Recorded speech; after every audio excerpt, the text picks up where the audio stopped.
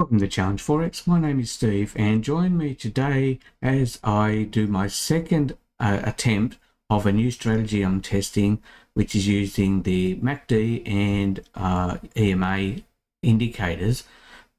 We did a test on my previous video with the USD Canadian, and passing the prop firm challenge, we would have actually done that in only 4 trades. We just had 4 consecutive wins.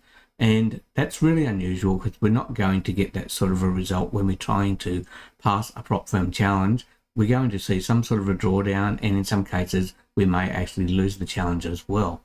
But today I'm going to try a different symbol. We're using the Euro Japanese yen this time. Last time it was the USD Canadian, and we had a really good result with that one. I'm going to try this same test with a few different currency pairs to see if we get a similar sort of result, or at least get a 50% win rate as well. And we're risking 2% to make a 3% profit. So really we only need a bit more than 3 consecutive wins to actually pass the prop firm challenge. So let's get started and have a look at the charts.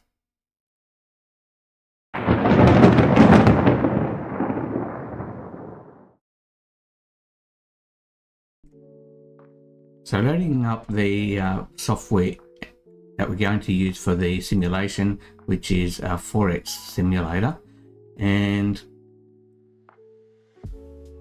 we're going to put on here a 1-hour chart to trade with. And keeping inside the prop firm rules, we do only have either a 4% or 5% daily limit, depending on which prop firm you're trading with. So we're only going to be putting 1 trade per day maximum, and we're only risking 2%. So we're keeping well within the limits of the prop firm rules. And our target is a 10% gain or get stopped out at a 10% loss. So whichever one comes first. Okay, chart is loaded. So let's get started with the trading. Now, some places I'm going to avoid are sideways markets, and where we see 2 lines like this, it's actually an indicator of a weekend. So I'm going to skip trading, right at the end of the day or around a weekend period there. So just after a weekend, like into a Monday, is actually acceptable. So we can do that. Here we are looking at possibly our first entry.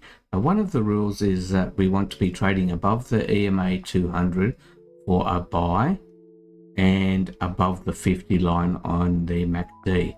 And in this case, we are showing a trend. We can see by the EMA 50 that it is trending upwards. So this one actually meets our criteria. And this is a very high stop loss.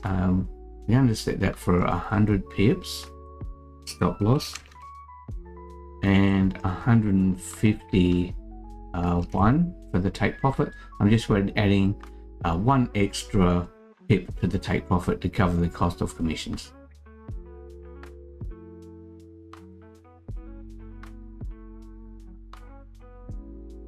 So this is typical of my testing for prop firms. Usually my first trade ends up as a loss, even if it does meet the criteria, and we go straight into drawdown. So you can see now we are minus 2%, and our target for this one is 10%. So let's keep going, see if we can actually get back into profit again.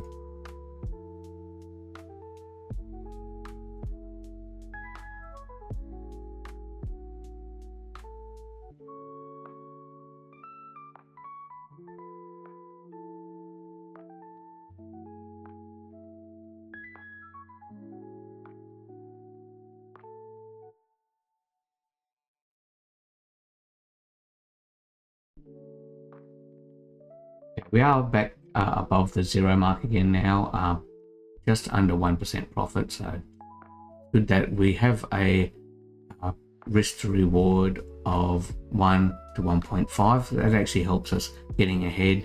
All we need really is a better than 40% win rate to actually pass the prop firm challenge.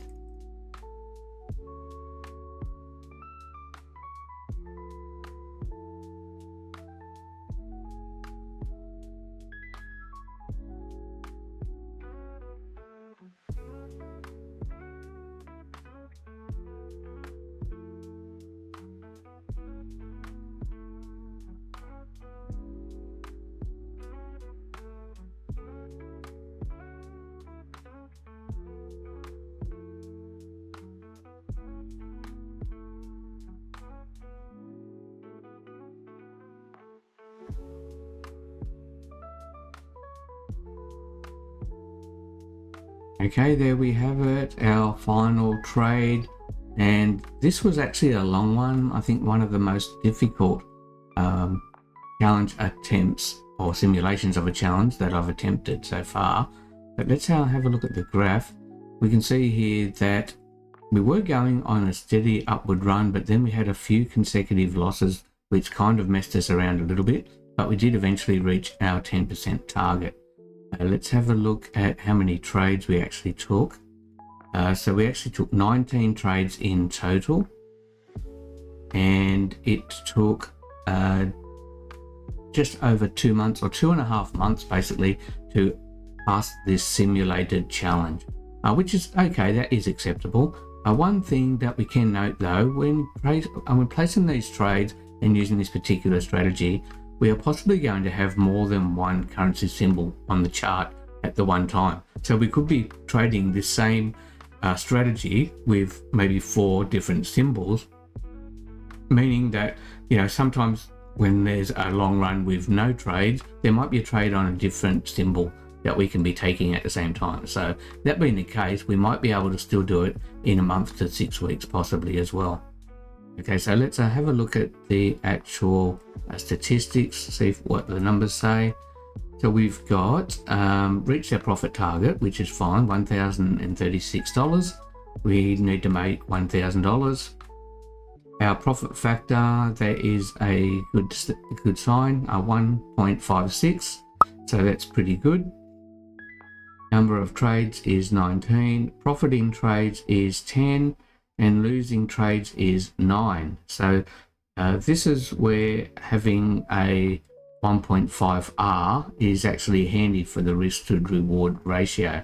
So we say 10 divided by 19 multiplied by 100 equals a 52.63% win rate. And over 50% is good enough to actually pass the prop firm challenge. So that being the result, I'm saying this is a successful challenge, and it was a difficult one. We had a lot of losing trades, but we still overall came up with a better than 50% win rate, and it was good enough to actually pass a prop firm challenge. My plan for testing prop firm strategies is test it on a 10k account. If we can pass with a 10k account, then use the payout, aiming for a payout of at least more than $500 so that we can cover the cost of a 100k account, and then taking on the same challenge with a 100k account. So this is an ongoing process, and it's going to take months to decide which strategy I'm going to use, but I will actually consider this one as one of my best strategies to use anyway, depending on the currency pair that I'm using to trade with. And that's enough for today's video. If you would like to see more strategy tests, especially if you're trying to find a good strategy to pass a prop firm challenge, hit the like and subscribe button now, and watch out for my next video. I'm going to do more tests with this particular strategy on different currency pairs and different time periods, just to see if it is actually worthwhile to use for a prop firm challenge.